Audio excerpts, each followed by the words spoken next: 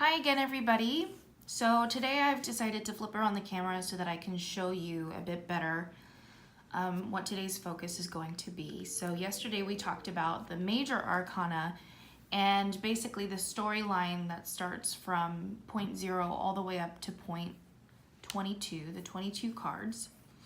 And we talked about the Fool's Journey and how each of the different cards within the Fool's Journey represent different character types within that storyline and how they can also relate to different formations of manifestation. So when you're looking at the minor arcana, which is what I always have been calling the ancestor of the 52 card playing deck, you'll see actually that there are a lot of similarities and takeaways when you compare them to the major arcana cards. So today's video is just going to focus on the first 3 cards of the minor arcana. And just like a regular playing deck, you have the ace all the way up to the king, which I don't have shown. But in addition to ace through king, the minor arcana, instead of the playing card deck, has the page. So it goes ace, 2, 3, 4, 5, 6, 7, 8, 9, and then it's page, knight, queen, king instead of jack, queen, king. So you'll see that in a later video, but for today's focus, we're just going to look at the ace, 2, and 3 cards. So I'm going to remove 2 and 3 so that we can just focus on the ace. So I have here the ace of pentacles, the ace of swords, the ace of wands, and the ace of cups. So like I said before, within the minor arcana, there are 4 different suits. So instead of your spade, clubs, diamond, hearts, you have the pentacles, swords, wands, and cups. And so you could actually make the comparison and say that the cups are similar to hearts, swords are similar to diamonds, and then as for the spades and the clubs, I think that other people have that specifically defined, but you could define that for yourself. So then you could actually be able to read tarot using a regular playing card deck and just replace the suits seen here with the suits in the playing card deck. So I think that's pretty cool. But so I think it's important to look at the aces in comparison to the magician because like I was talking about before, the symbolism is really similar and the numerology is really similar. So let's first start by reviewing what the magician represents. And you can see that he's basically representing the mastery of all 4 elements. Like I talked about before, pentacles represent earth, the swords represent air, cups represent water, and wands represent fire energy. And you can see in the magician that he has all 4 of those suits right there at his table ready for him to use. And so in the Fool's Journey, the magician represents of the 3 phases of manifestation, the first step, which is thought. And he has the ability to find inspiration and thought within his own mind, and then further down the line will be able to create those thoughts into his own physical reality. And so that's what the magician represents.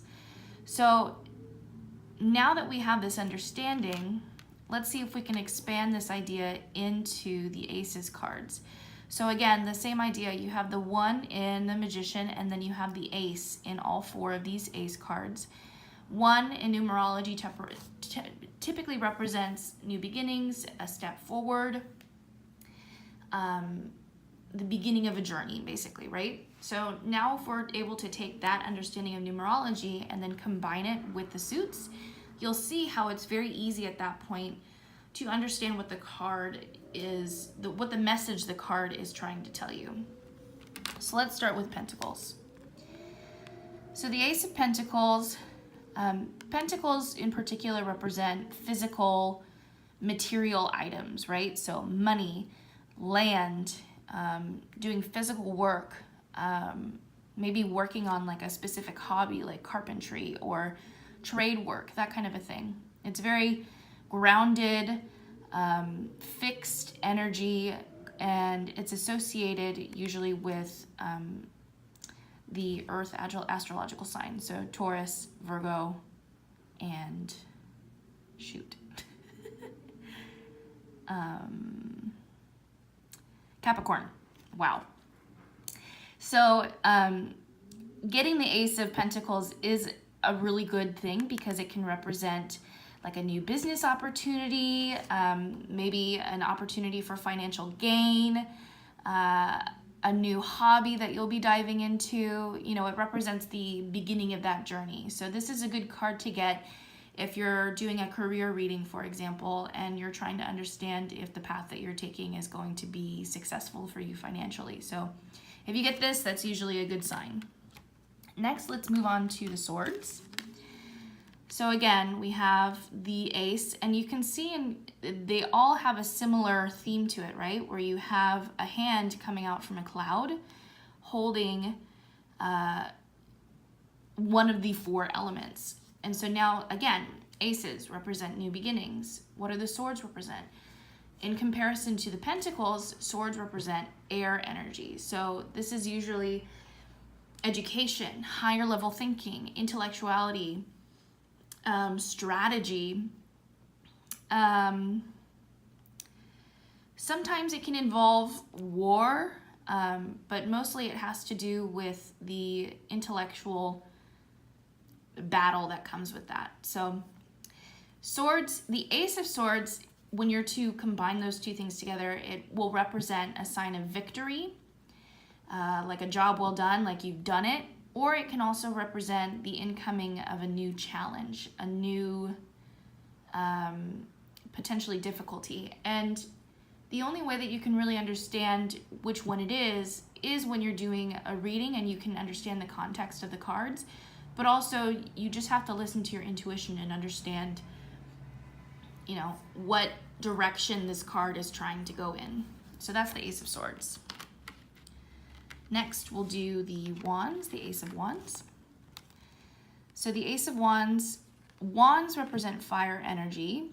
So fire energy is related to passions, to physical travel, adventures, communication, wittiness, charisma, anything that you can think of that kind of gives you this like spark energy is what the Wands energy is. So now Ace of Wands is a new adventure. Maybe this is for someone who's about to leave on a journey, and this is reassuring them that this is the right path.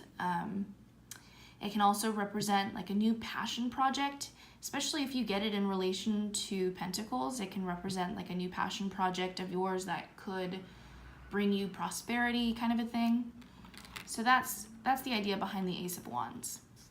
And to wrap it all up, we've got the Ace of Cups. Now, in my opinion, it feels like there's a lot more going on in the Ace of Cups than the other cards, but maybe that's just my opinion. I am a water sign myself, so I usually tend to connect to the water signs, the cups, most in tarot.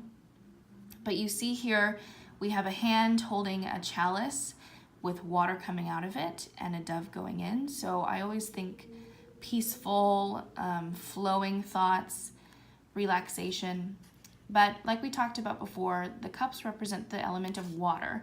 And so this is related to emotions, psychic abilities, intuition, divination, things like that. So Ace of Cups is actually a really happy card to represent the beginning of a new relationship. It could mean developing a new relationship maybe with a twin flame or soulmate, or it could even represent a relationship with the self, developing a sense of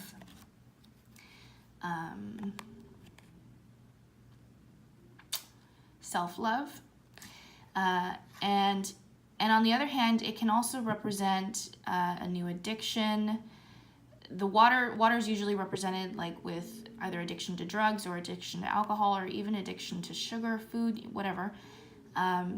But so like I said, like just like with any of these other cards, there is kind of like an either or. It can represent this or that kind of an energy, and like I said before, it usually depends on the